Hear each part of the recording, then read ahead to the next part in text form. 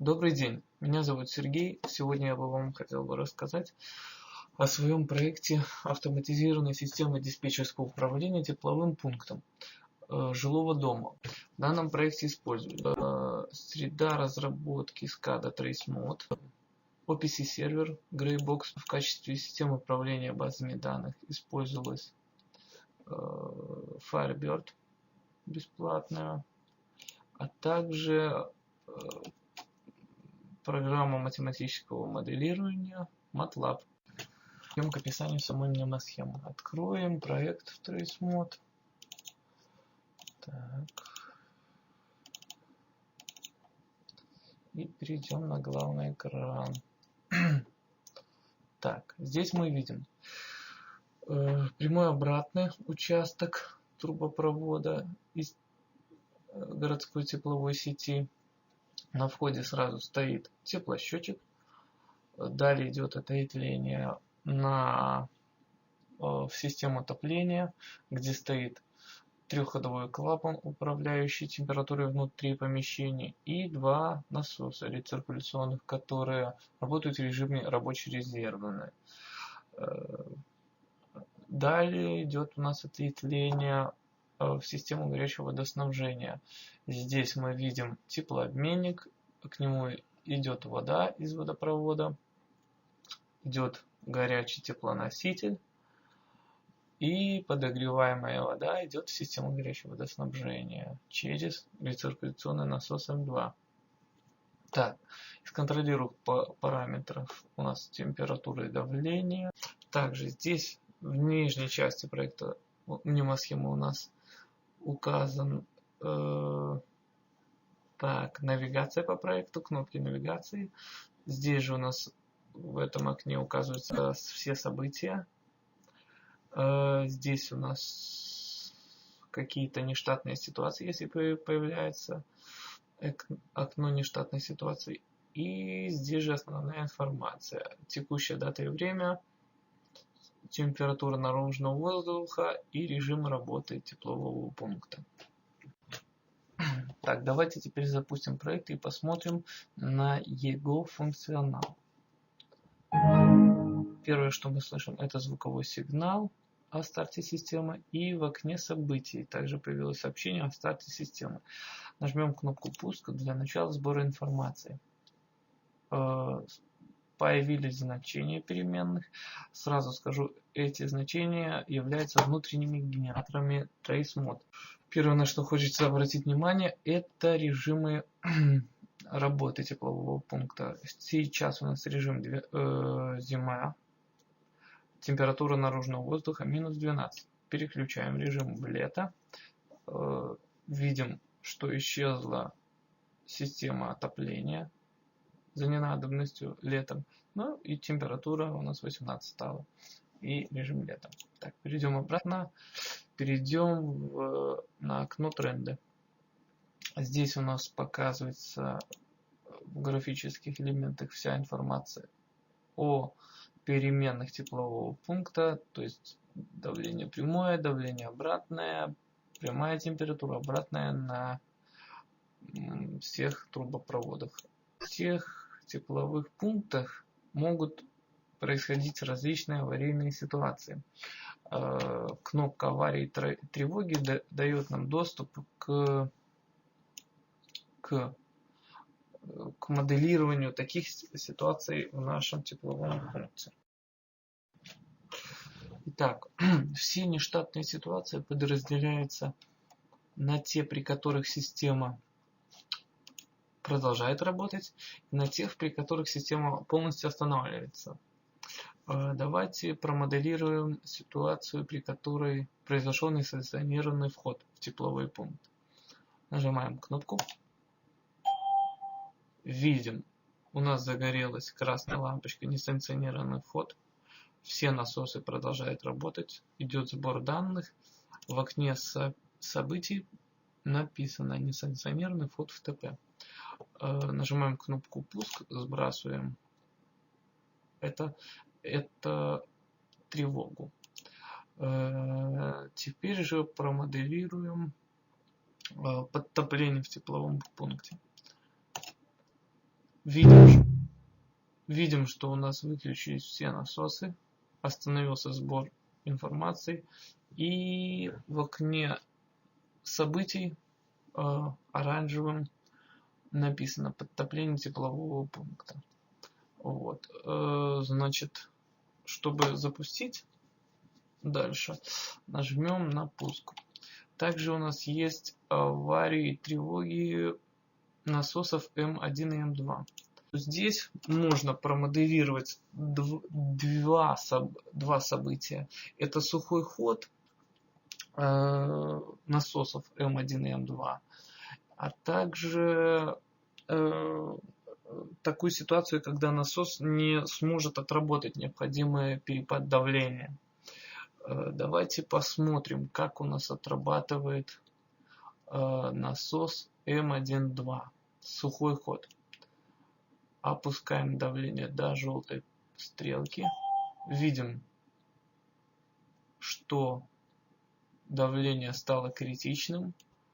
То есть, когда дойдет до 2 атмосфер, то насосы полностью выключатся и остановится вся система. В окне событий написано сухой ход насоса М1. Доводим.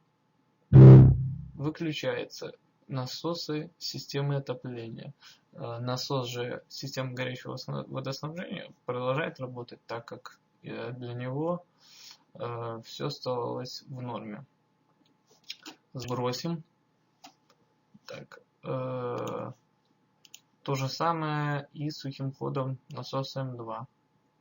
Желтое значение. И опустим красный. Сухой ход. Все, выключился насос. Сбросим. Перепад давления. Перепад давления на насосах. Та же самая ситуация. Желтая. Заметьте, у нас здесь, так как есть резервный насос, выключается основной и включается резервный. Насос М1 не отрабатывает, включается М1-2. Вот, видим, да? И опускаем ниже. Выключается. Все, красное значение, авария, 2 выключились. Давайте теперь перейдем в окно теплосчетчик. Окно предоставляет информацию о якобы записываемых теплосчетчиком дневных, часовых и месячных расходах тепловой энергии, затраченной тепловым пунктом. И мы посредством SQL запросов можем запрашивать информацию из этой базы данных и изменять ее. Давайте попробуем посмотреть информацию за 9 марта.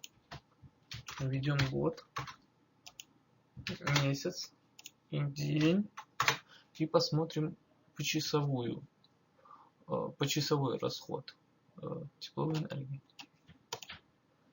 Вот, смотрим, 24 значения у нас, минимальное 0,1, максимальное 0,8, верхнего значения не видно. Так, если мы, например, хотим посмотреть информацию за февраль, мы в поле день вводим 0, а в поле месяц вводим 2. Так, февраль, второй месяц. И дневная ведем. 31 значение должно быть, но в феврале 28 дней, поэтому смотрим расходы по дням. А если хотим посмотреть за год, вводим, например, 2012 год и месяц 0. И вводим кнопку месячная. Смотрим 1, 2, 3, 4 месяц, да. Например, если мы захотим изменить за февраль 2012 года значение расхода тепловой энергии, то мы нажимаем кнопку «Изменить». Месяц вводим февраль. И значение, например, вводим 200. 200 значение введем.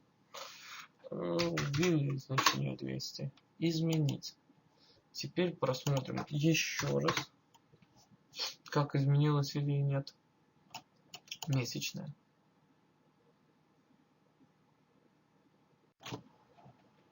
Теперь мы остановим проект.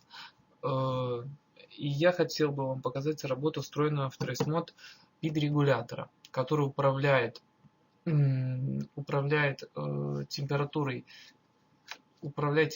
внутри помещения нашего здания путем изменения температуры носителя, подаваемой в систему отопления. Динамические характеристики реального здания будет имитировать математическая модель в пакете MATLAB. Вот данная модель. На ее вход подается сигнал о температуре подаваемого теплоносителя. На выходе температура внутри помещения. С MATLAB и TraceMod мы соединим при помощи OPC сервера Greybox. И в нем используются два тега типа DoubleReal для входа и выхода математической модели.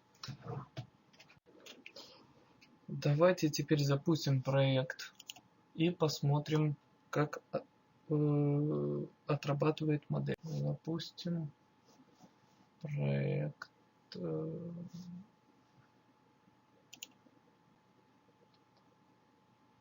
Запускаем PID управление. На графике видим, как изменяется значение температуры внутри помещения. Заметили перерегулирование небольшое. Задание температуры у нас 24, и видим, как температура потихонечку приходит в данное значение. В окне MATLAB можно увидеть, как идет обмен данными между приложениями. Например, захотели изменить значение температуры на 20. Смотрим, как идет отработка данного значения. Значение изменяется. Здесь вы видите подобранное ранее мной значение PID-регулятора, настройки PID-регулятора. По неизвестной мне причине PID-регулятор TraceMod и в самом MATLAB, и природа вот этого вот перерегулирования мне непонятна, потому что с этими настройками эта же система с этими же настройками 14.08, да, и тут 14.08 отрабатывает совсем по-другому. Вот. Отрабатывает без никакого перерегулирования. Работа над проектом продолжается. В ближайших планах стоит задача введения логирования в ОСДУ, учет всех аварийных ситуаций и времени наступления этих аварийных ситуаций, и ввод всей этой информации в базу данных, а также создание системы управления температурой в помещении, инвариантной к температуре наружного воздуха. На этом все. Спасибо за внимание. Если у вас есть какие-либо вопросы, пишите либо в комментариях к этому видео, либо пишите на почтовый ящик, который находится в подписи к этому видео.